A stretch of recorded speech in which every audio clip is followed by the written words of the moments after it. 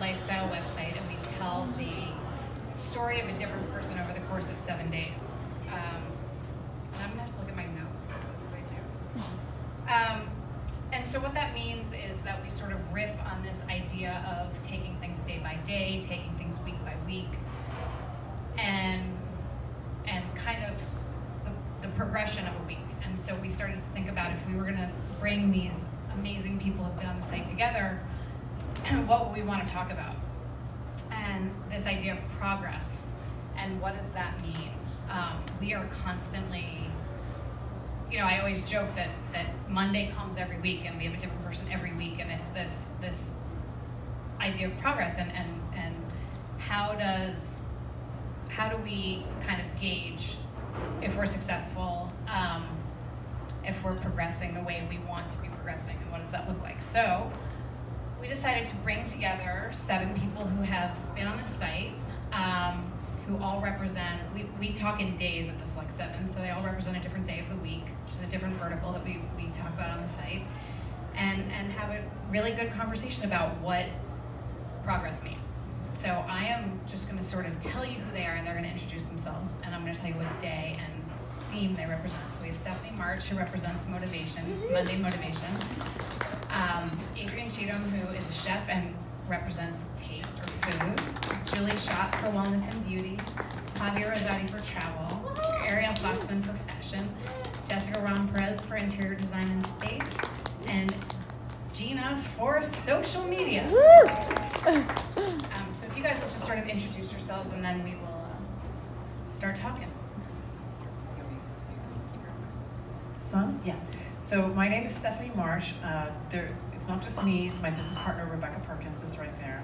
She and I have been work wives for 6 years, and Rebecca's also been on this thing. Yeah, yes, she has. I represent Monday Motivation, which is news, and thank you. And Rebecca and I have a custom lipstick and cosmetics making business, and we have other things to talk about while we're here, but that's what I'm here for. Hi, I'm Adrienne Cheatham, so representing taste, not as in style, which everybody here has, but it's a version of actual taste, because I am a chef. I've been working in restaurants for about 15 years. Most people actually know me from 2 months that I spent doing Top Chef, and came in runner-up. So almost won, got that close, but didn't quite make it all the way. So representing taste, that is what I'm here for this evening. Thank you. My name's Julie. I represent beauty and wellness. Beauty, most recently, let's see, I've been in the beauty industry for 10 years, or over 10 years at this point. I was at Elle for a long time, and I left to start a skincare company that is coming out early 2019, which I'm excited about, which focuses on acne, which is like the least glamorous part of skincare, but I'm excited. And I still have acne. It's called Starface. That's such a good name. Under this makeup, I have really bad skin, so. I am Pavia Rosati, the founder of the travel platform Fathom, which is an editorial travel website that covers the world through a mixture of curated destination guides and personal stories. We work with a ton of interesting travelers, including Stephanie March, who didn't share the fact that she's here for Monday Motivation, because in addition to being a beauty queen with Becca, she's also an incredible humanitarian who dedicates a good deal of her life to traveling the world to make it a better place through the charities that she supports and the work that she actually gets on planes and crosses the continents to do. Anyway, I mean, it's just true. It's just true. Monday Motivation was all about, like, how do you get inspired and stay inspired? Fathom, on the other hand, is all about making sure that when you have free time, you're spending it in beautiful places and in nice ways, and in making the world a lot closer and easier to get to. Hi, I'm Ariel, and I'm representing fashion, but I'd rather represent Friday. Some people like fashion, everyone loves Friday, so thank God it's me. So I represent fashion, I guess, because I've worked in fashion media for close to 2 decades. I've been the editor-in-chief of a men's fashion magazine, a women's fashion magazine, and now I work with fashion, retail, and direct-to-consumer clients to tell their stories directly through social or images or video. I'll share this one. I'm Jessica Romm. I'm the editor-in-chief of Domino magazine. I represent Saturday, which I'll fight you for is better than Friday. At Domino, we look at spaces that inspire us, not just kind of the perfect home, but really what makes a space your home, and creative people who inspire us and how they live. I think it's a really exciting time to be looking at spaces and interiors, empowering people to really live in their spaces, and creative people, and looking at different ways. It doesn't have to be expensive. We really want things to be accessible and inspiring, whether it's incorporating wellness or incorporating, meditation or philanthropy or, frankly, fashion, but incorporating all those things into your home and really making it a full kind of lifestyle. So I'm very excited to be here with this amazing panel. Actually, I was so thrilled to be included and to be here with all the days of the week, but I think it's going to be a great discussion. I'm excited to hear what everyone here has to say. I'm Gena. I'm here representing Sunday, I guess, and social media. I'm the social media director at Vogue. I've been working in social media for a few years now. Before Vogue, I was at Elle and at People Style Watch magazine. I guess I'm also a personal social media enthusiast, much to the chagrin of my fiance, who's forced to take all my photos. But that's my relationship to social media, and yeah, excited to hear from everyone. Thanks, you guys. I should also just say, obviously, you heard them all, but you guys are, thank you all for being here. You're so unbelievable, each of you. So I feel very humbled to have you all here. So we're going to start this session on progress. And my first question for you guys, and these are not specific to anyone, so just feel free to grab a mic and answer.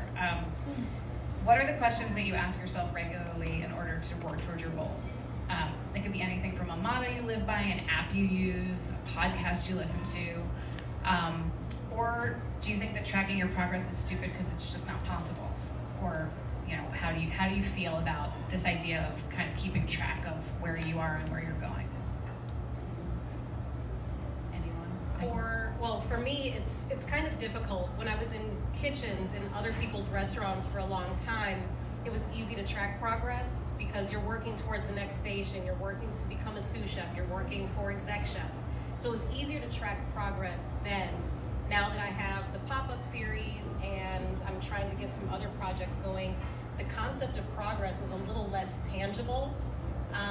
So I kind of track it, and I do have like a little motto that's kind of weird. It says, or I say, my checklists have checklists, because I'll go into, I don't know, the new year, and I'll say, these are some things that I want to accomplish, but what are the steps that I need to take to get to them? So it's not just, am I seasoning the fish right? When I was at La Bernadette, am I cooking the fish properly to get to the next station? It's, am I working towards these goals that I've outlined for myself? So I have my large checklist of the major points, and then I have my sub-checklist that has steps that will help me get to those. And hopefully they actually get me there. I mean, it's not always as tangible, but then I can kind of see if I'm making progress, if I'm actually accomplishing those things. And then when I check out something on the general one, I'm like, yes, finally, like my sub-checklist led to progress on the checklist. I have 17 to-do lists gathering dust on the bottom of my handbag, and I just transfer them from handbag to handbag and keep adding different to-do lists that I make every day, and every so often I'll be like, this to-do list from June, still haven't done these 25 things on it. Do you just write them on paper and like throw them in the bottom of your bag? Yeah, every day. That's why I don't get done. Well, I also have a digital checklist. I mean, it's interesting, and I know you want to talk about the difference between the digital stuff and if is it a tool that helps us, or is it just a shiny toy that doesn't really do anything? does anyone else have the phenomenon that you are walking to work and you think of the 72,000 things to do, and then you get to your desk and you look at your laptop and you're like, what the fuck am I supposed to do? So maybe if everybody's laughing, I'm not the only one. But I'm a visual person, so I do like to see things written down. And you know what? Some of that to-do list, yes, it's a monkey on my back, and some of it is a reminder of not everything is that important to do, right? At the end of the day, I do the stuff that's super important, and maybe that's enough. Although I would be happier with myself if I would just rip them up and make a bonfire, probably. Anybody else? Anything they do daily to gauge their progress? I do think you started with, I thought this was the hardest one, actually, the hardest question, but I do think we're holding ourselves back a bit with progress, because for me, my daily progress, I have to write it down or it does not happen. But also, I feel like this pressure you have to get back to people, and if you don't get back to people, like, your progress for the day is somehow hindered. And I think that's very hard, because now you have email, Slack, text, you have so many ways people are coming at you, Instagram, everything, and you feel this pressure to get back to people all the time. And I kind of feel like, let's give ourselves license to not get back to everyone right away. I think that is actually, is hindering personal progress in a way, because it's this thing that just, I think, weighs people down. If I can add to what Jessica's saying, she's so right. There's a difference between tasks and progress. And so that to-do list, those are all tasks. That's not really about progress. And so, but I feel like, oh no, this is the stuff that I have to get done today. How far that advances capital G goals for capital P progress, I'm not sure that there's a big correlation between them. I think the next question then is sort of, how do you keep yourself motivated? Or is this feeling of, I like to call it inertia sometimes, like this constant feeling of like, there's so much to do that you just kind of stop doing it completely, and you sit and you look and you're like, no, I'm gonna lay down and watch TV now because I just can't do it. How do you stay motivated in it? Like, how do you keep going? I have thoughts on this. And related, of course, to everything that we've said before. I think, especially in a world where there's constant email and constant texting and you absolutely have to draw your own boundaries for what is the end of a workday? Is it when you're having dinner with your family? Is it when you're just freaking done? Is it 7 p.m.? Whatever it is, I think it's really important to draw a line between your interactions with people and your interactions with your tech. And Rebecca and I work in a field where we interact with clients one-on-one. And of course, if you're performing, you're working one-on-one with a person, and you can't have a phone with you. I have a phone here. I'm fucking annoyed that I have this phone here.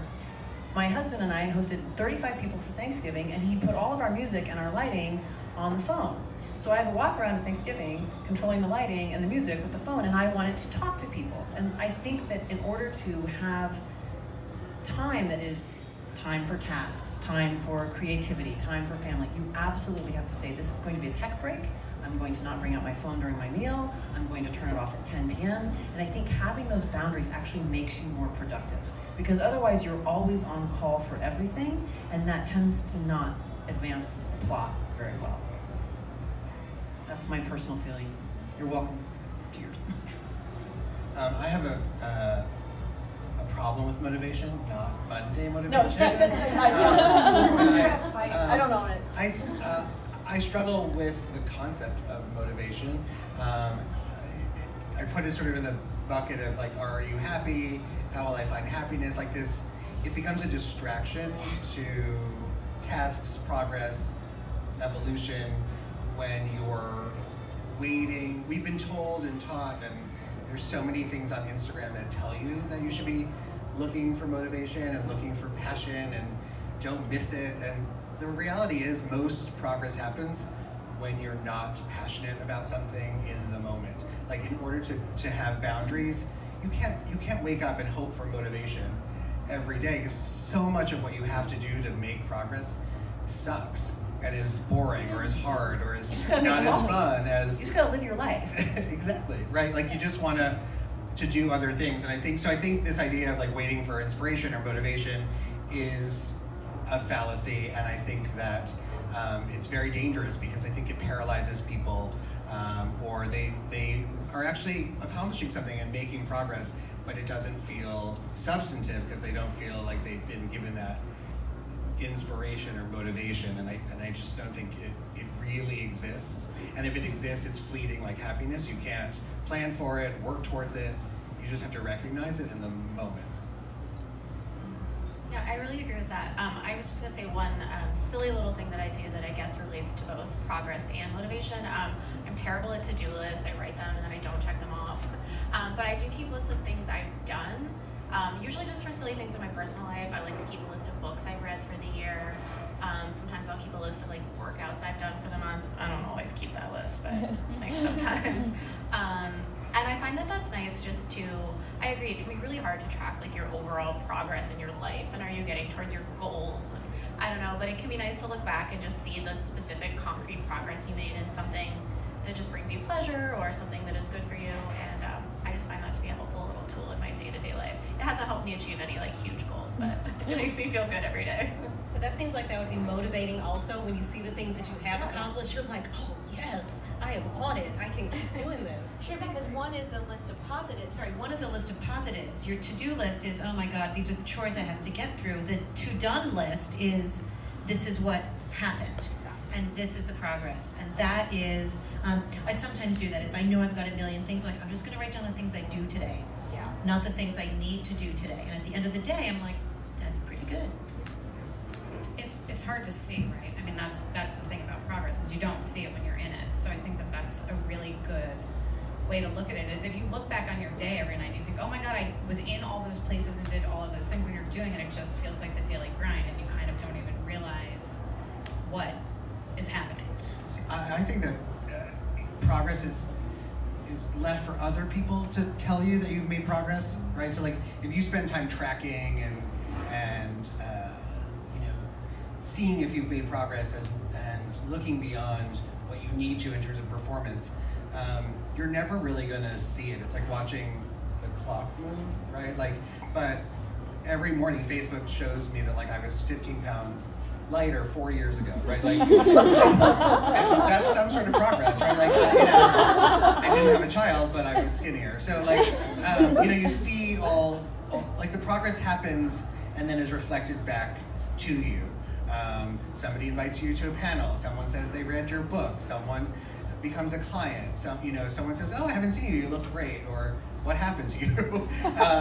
I think that progress is something that if you start to look for it, you don't find it, and it becomes this really dark hole.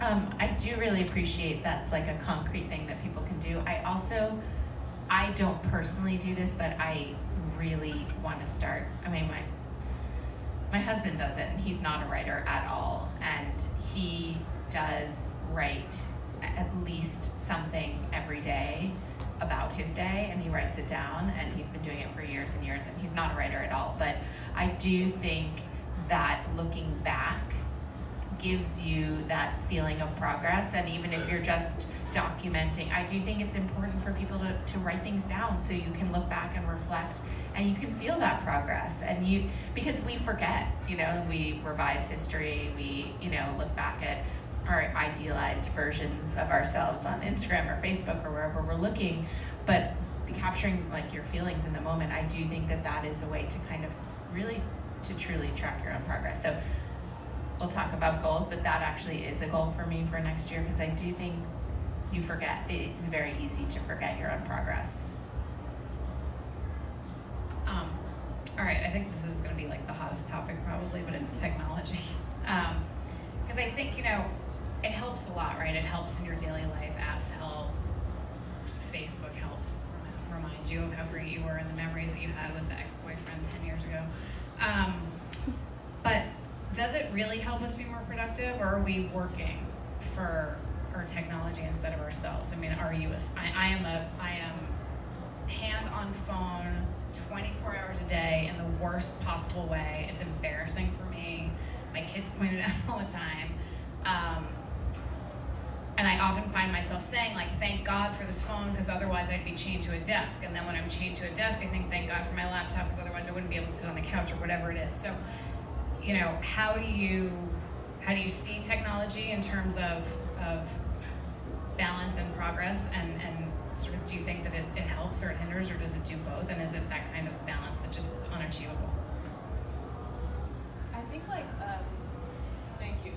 I started to be really aware of it. I don't know if anyone else did their phone update where it tells you you have 5 minutes left, and then you say ignore, and then you keep using it. So that's when I started to kind of track how often I'm on my phone, and I'm sure for many of us, there's very rarely time off of the phone. But at the same time, Instagram and social media and the internet are kind of the reason that I'm able to do what I'm currently doing. And so as much as there's this idea of having to break away from sharing your life or telling a story that way, to me it kind of like enhances my creativity and my ability to communicate with an audience or a reader or whoever it may be. And so I'm actually really grateful for it. And I kind of, I don't know, I think it's important to shut off, but I don't think I would ever be able to do some kind of like restrictive, I only use my phone for X number of hours a day. And I think once you put that pressure on yourself, then that's when you start to feel really bad. So I kind of feel like still don't know how to shut that setting off, but it's kind of whatever feels natural to you is what works best, rather than like a prescriptive, you should only check Instagram 5 times a day. That's just kind of how I feel about it. Yeah, I really agree with that, and I feel like I should speak on social media since that's my representative brand. But yeah, I mean, I think of course technology overwhelms our lives. I think it can stop us from being present in moments. It can be distracting. I think all of those things are true, and it would be silly to pretend that they don't. But I, especially as related to social media, I just think about the worlds it has opened for me, and in that it feels like a really positive tool in my life. I mean, it's literally my career, and it's a career that didn't exist, 5 or 10 years ago. But I think about it more in terms of even all the different things we're representing up here today. Travel. I didn't travel a lot when I was younger, and now it's not that technology or social media necessarily have changed that, but I could see other people doing it. I could see other women going out and traveling on their own.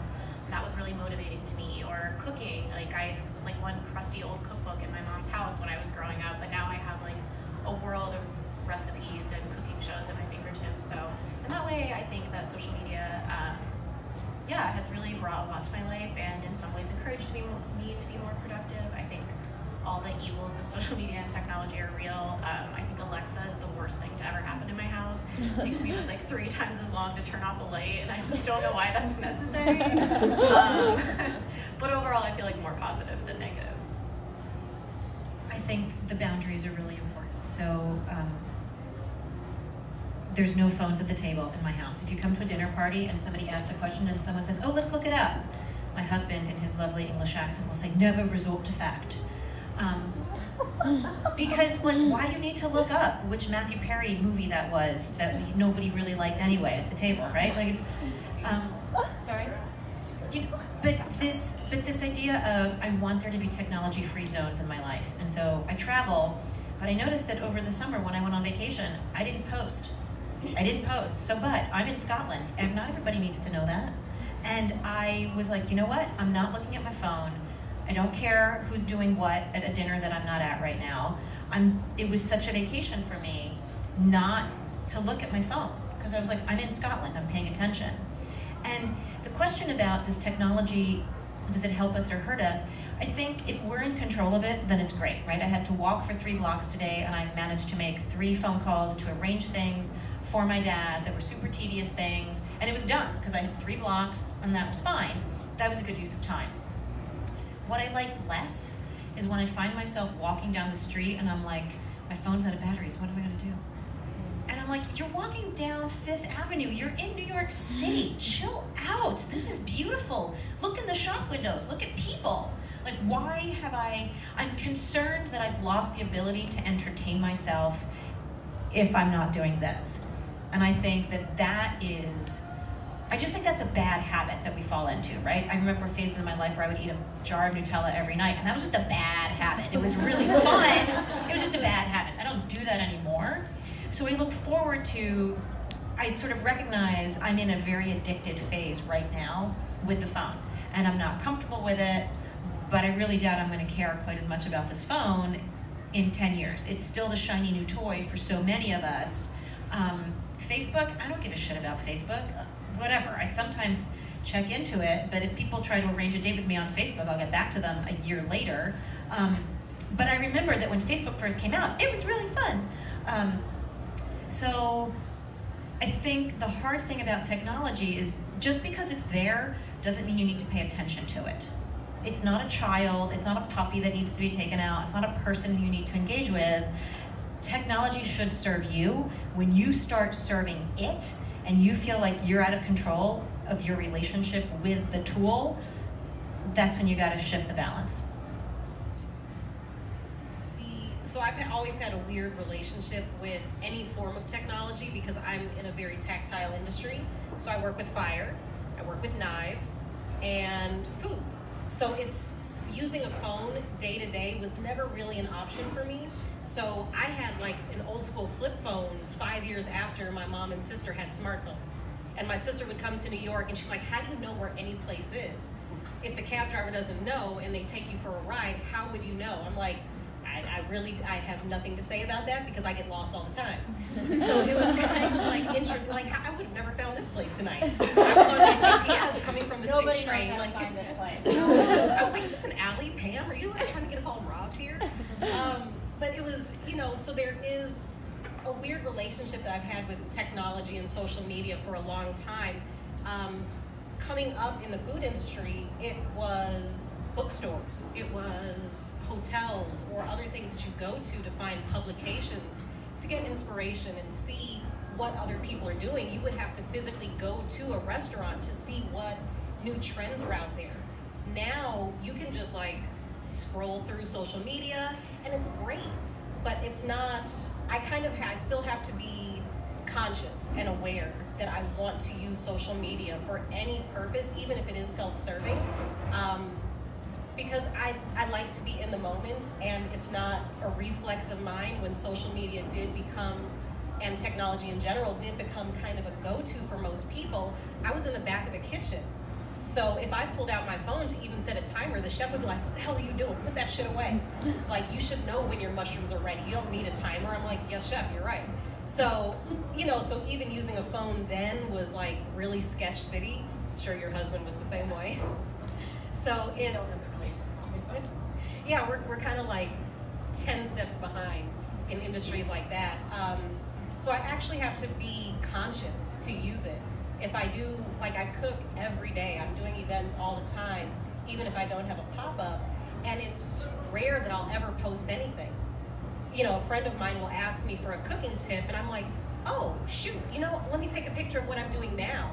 But it's not kind of like my go-to to post on social media, and I wish I were better with it. Why? Because for my industry, it is a little more necessary when you want to promote the food that you're doing and the style that you're doing. So for that reason, I really wish I were a little more cognizant of it. But as soon as I get home, like my husband gets home from work, we're chilling. I'm like, great, let's open a bottle of wine, let's, cook a steak or fillet this whole fish that I roasted off.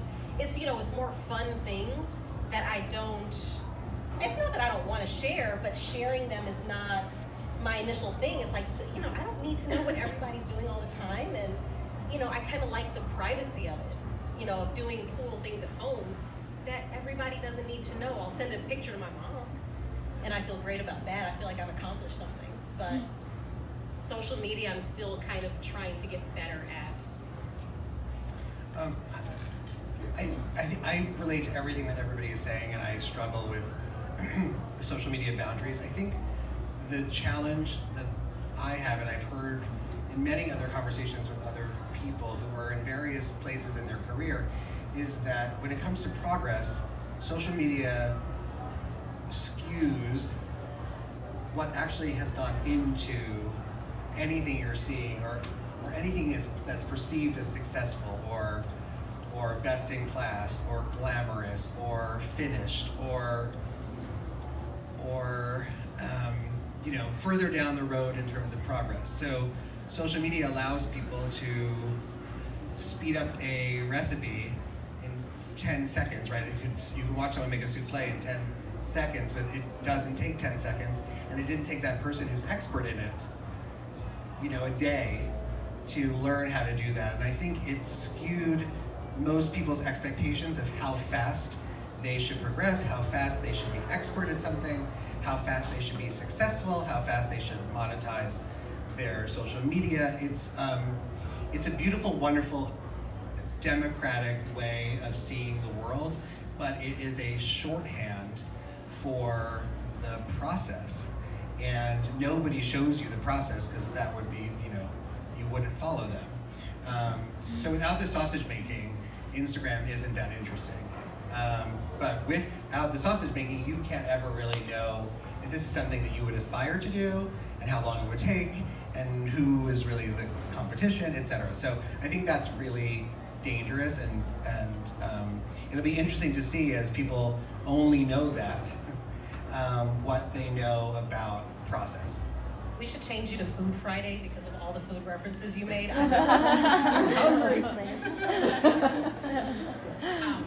think what you just said is really important for everyone's idea of progress, because that's where we look now at social media, and it feels like everyone is there and you're here, and why are they doing things so quickly? And so I think the next question I have is, should we be focused on today or should we be focused on tomorrow? How do you kind of stay present while also looking ahead?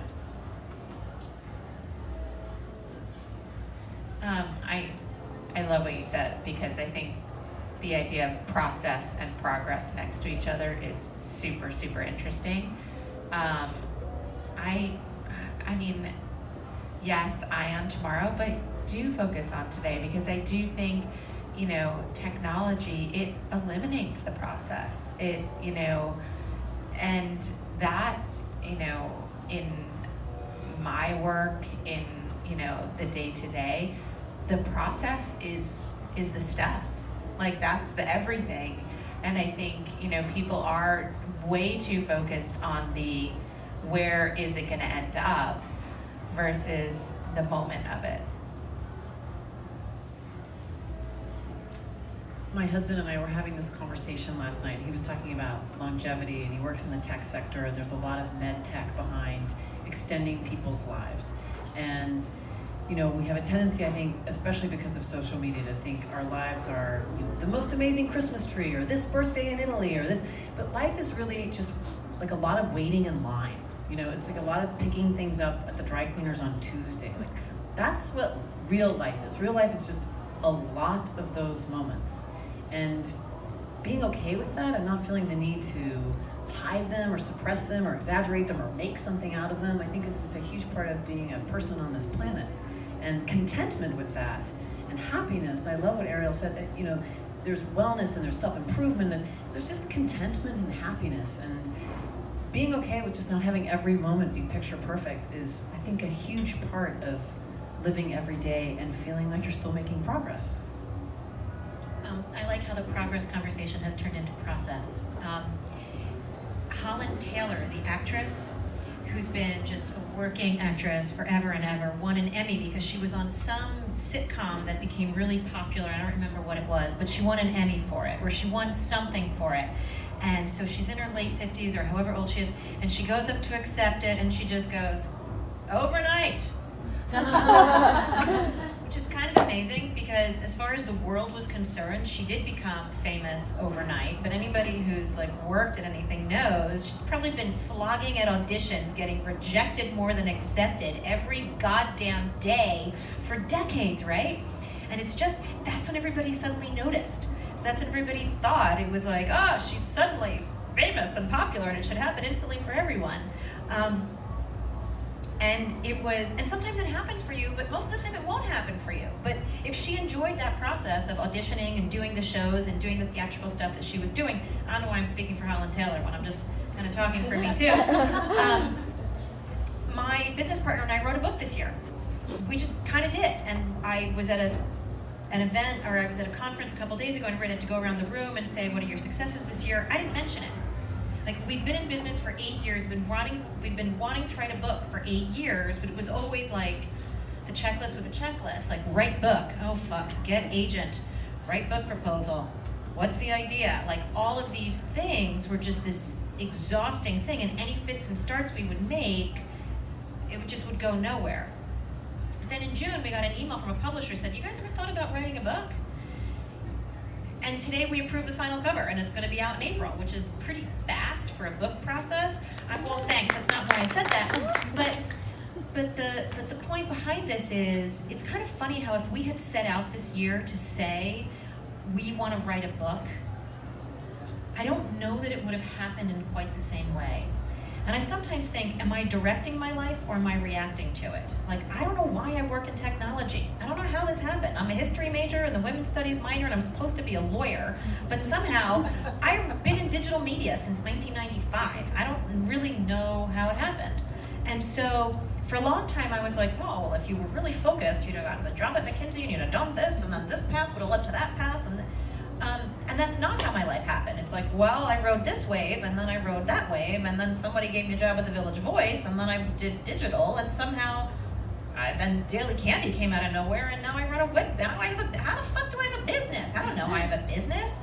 But, so it's interesting to think about progress, because a lot of the time, I feel like, I don't know, that sounds cool, sure, I'll do it. Like, the opportunity comes up, and it seems like a good idea, and it's amazing how in hindsight it all makes perfect sense, right? When you look back on it, it's like this built on that, built on this, built on that, and it led to where you are today, and God, overnight.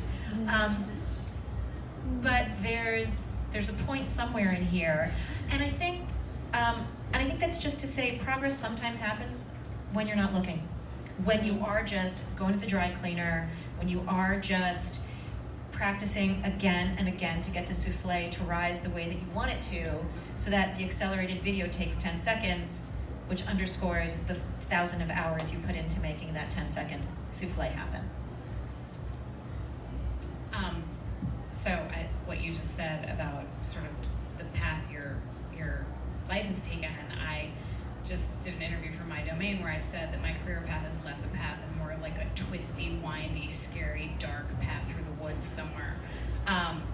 And so that's really interesting. And so I guess my last question for everyone, and everyone has to answer this, is sitting where you are now with all the successes that you've each had in whatever industry or industries you've been a part of, what would you tell your 18-year-old self to kind of watch out for? Or what advice would you give? Are we going in week order? Yes, we're going to start with, we can start with Sunday, we can work backwards if you want. When I read that question, the first thing I thought was, learn another language, dummy. Really, that was kind of it. Like, that's my first piece of advice. Because that would be so useful, Yes. and we're just, Yes. it's so embarrassingly American to not know another language. Pavia, not you. The other thing is, and I think this is pretty typical of women, I shouldn't speak for all women, but I will speak for myself. I'm 44, and so I'm of a certain age, and a lot of stuff happened that wouldn't be okay now. I'm sure that's true of all of us. But I would say no to more. I would not let my life be dictated by trying to work in what works for someone else and then back end my schedule and my dreams into that. I would be focused on I would have a really specific list of the things I wanted to accomplish and make sure that that was a priority in terms of where I spent my time and my attention. And that doesn't mean not on people I love, and that doesn't mean philanthropy, and that doesn't mean travel. It just means having a clearer path for the things I want to do and being okay with going for that. Very personal, just for Monday. Tuesday, you're on. Thank you, Monday. I guess if I had to tell my 18-year-old self something, that was a time that I wanted to go to culinary school. After high school, my parents said no. They worked in the food industry. They had seen people burn out, have nothing to fall back on. So I had to go to college first. Glad I did, don't get me wrong.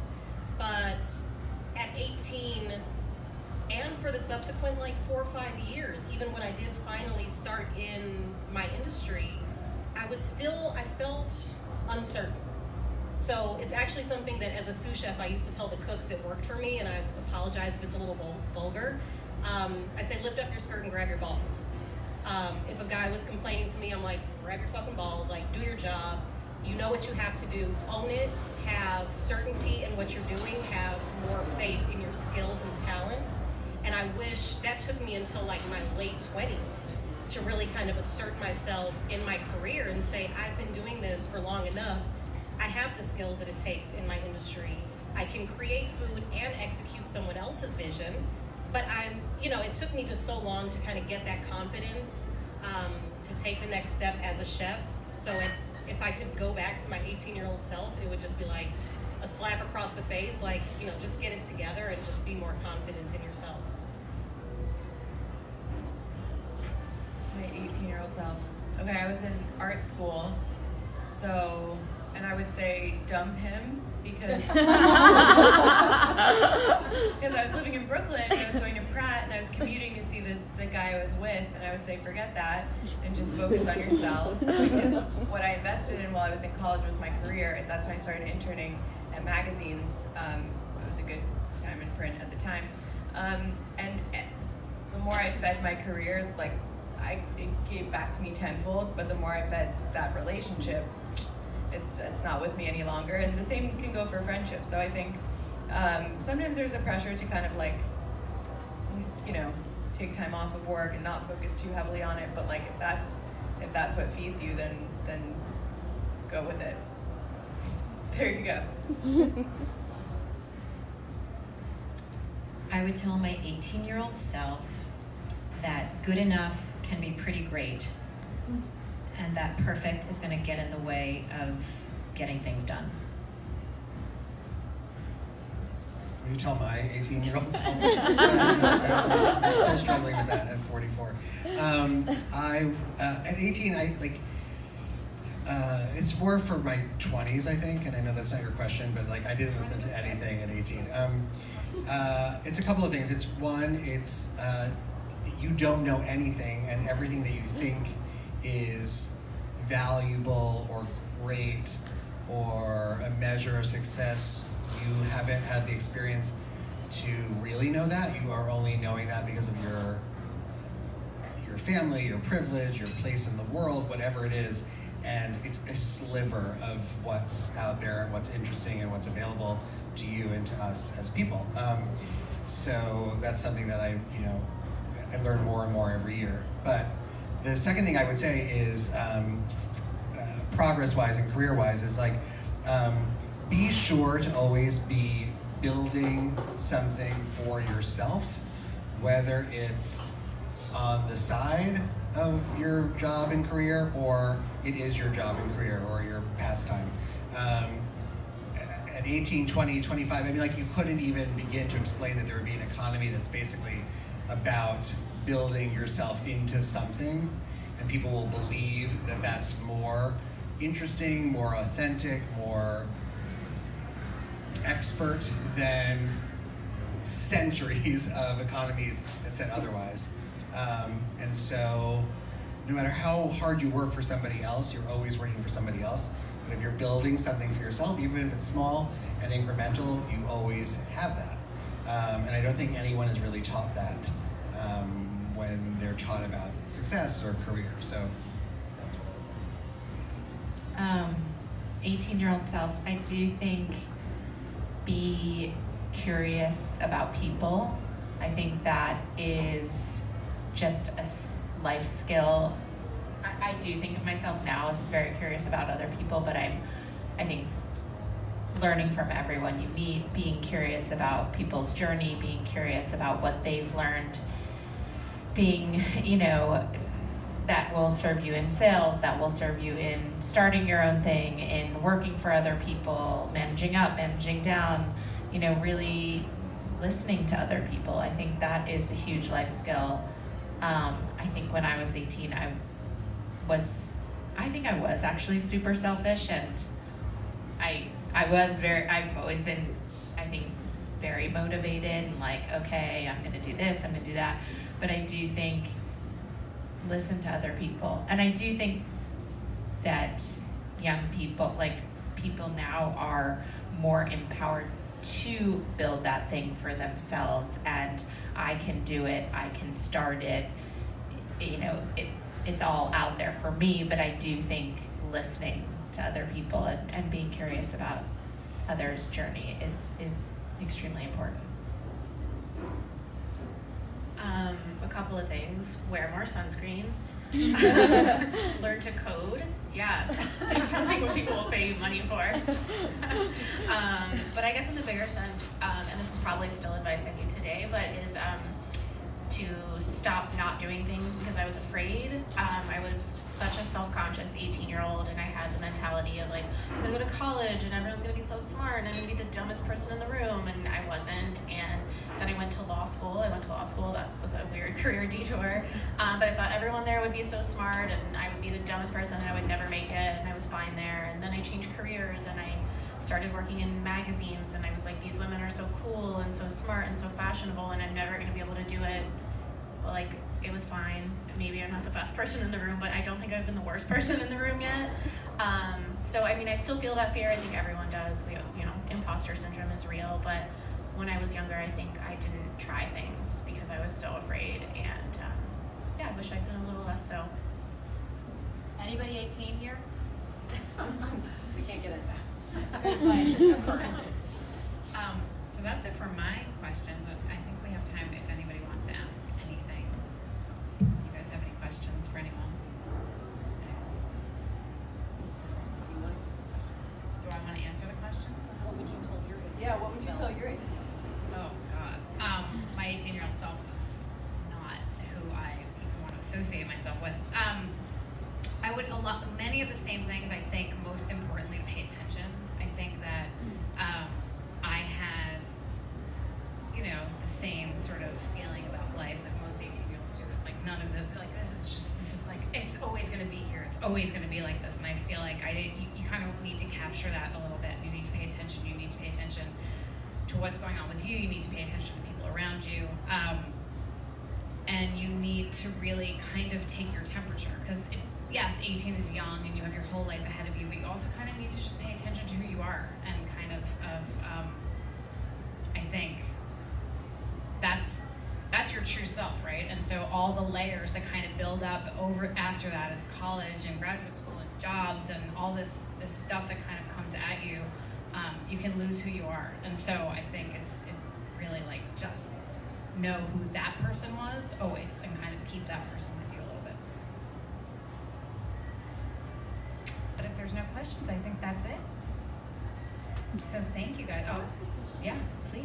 I think we're also aware of like the daily struggles of making progress, but what's something that everybody enjoys about their daily endeavor? I like looking at pretty travel pictures. Yeah. Me too. On Fathom. I'm not just saying this because it's you, but I love being in business with you and making people happy and serving clients in our store. It's great. It's great to be in the business of making people feel good. It is. It's a privilege. That's not why I asked the question. No, I know. So I'm just declaring my love in front of people. All these people. What's the one? Such a good start. Anyone else? I mean, on a daily basis, I do love the fact that it's instant gratification when you cook for people. You see people eat the food, you can tell if they don't like it. You can tell if they do like it. So if they don't like it, you're like, oh, let me go back to the drawing board on that one, or let me figure out how to execute it better. But if they do like it, it's the best experience in the world just to see people interact at the table over wine, company, and you kind of provide the setting and provide the food to help, make that situation better.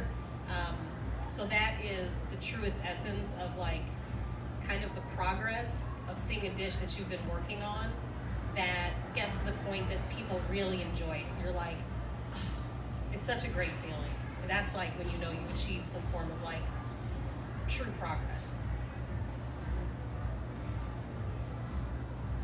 Yeah. It's a little bit more of an observation than a question, but I think the biggest seed that I take from all of you is this concept of how life, I suppose, goes, and progress is really not linear. I think most of us, or I certainly expected it to be expected. I mean, you were a lawyer, which is really interesting. I think you referenced your background for, a dark, windy, whatever. You didn't go originally to culinary school. And,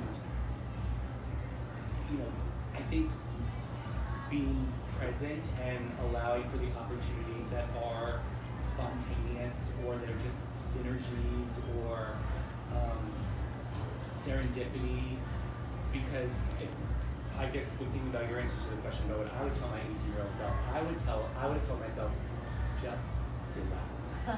I was so preoccupied with the details, where I went to college, what the first job would be, how long I would stay there, what would be next. And life is certainly, there's good fortune, there's bad fortune, there's health, there's meeting an amazing person, there's, mentorship. So just really being open to the fact that life is very not linear, and that people can do achieve success and happiness in, variety of ways. So. I mean, maybe, progress is about adjusting your expectations, right? Because you sort of think, when you talk about the linear thing, you go to high school, you graduate, you go to college, you either get a job or go on to a vocational school or whatever you do, and that's definitely not how I got here, and it doesn't sound like it's how most people got here. So, yeah, I mean, I think it's very much about kind of adjusting that idea of linear. It's twisty. Yeah, I think that kind of goes back to when we were talking about do you focus on today or the future, and obviously you have to focus on the future sometimes, but if I had told my 18-year-old self what my future would have been, I would have been like, what? So you don't know what the future, that's why I try not to be too focused on the future. My future looks nothing like what I thought it would. I think, to your point, so much of what we plan to do, or the details that we put together, is a reflection of what we think we agree with other people about what should happen, right? So, yes, you may want to go to this school specifically for a really good reason, but probably you wanted to go because it was a great school and everyone would think it's a great school, and I would get a great degree, and I would come out and people would know instantly that I'm smart, and then I would have this job, because it would, all to say, like, it's because you think that other people are thinking about you and care about your progress. And in reality, like, so much time is wasted behaving that way, because no one really cares, and your assumptions about a school or a job or a boyfriend or an endeavor, like, are so different than other people, and I think the issue with social media is that it's all being sort of blended into like a handful of things that we're supposed to be excited about, whether it's trips, which is great, or fashion, or a dessert that comes to your, like, there's so much more in life than that could be shot and captioned, and it's just a new extension of like checking off the box of what you think other people will think is successful about you. I've worked in magazines for 2 decades. I haven't worked in 2 years. There isn't a person who I don't know from that time that doesn't say, well, what are you doing now? And sometimes I wish the answer was like nothing, because then it's like the conversation would change. But it's like they want to know because that's the question to ask, but then they walk away and they could care less, right? Like, unless you're a friend of mine. And I think, well, what's the answer to tell them? I'm doing a multiple array of things. And I think the linear plan is about other people checking you, but nobody really cares. In a positive way. The other lesson for my 18-year-old self is 98% of the time it's got nothing to do with you.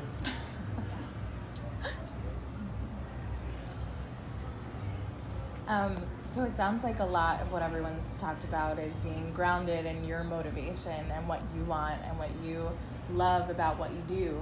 I wonder if any of you have any practices that help you get grounded and get to that place of knowing what you want and where you're going, and doing a self-check-in so that you don't pay attention to what social media or the rest of the world is telling you.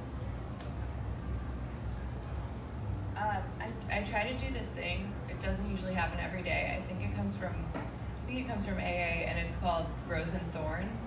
And you you say the rose and the thorn of your day, and it sounds like very simple and whatever, like a very juvenile version to kind of look back at your day. But I don't know, I really like it because it lets you acknowledge what didn't go right. So like maybe something really shitty happened, and you can still talk about it, and then you can still celebrate something positive. So I do it with the person I live with, and like especially if we're having like a weird time or a shitty time, we're just like rose and thorn. And it like brings us back, and it works. I mean, if it works in 12 step, then it works. Anyone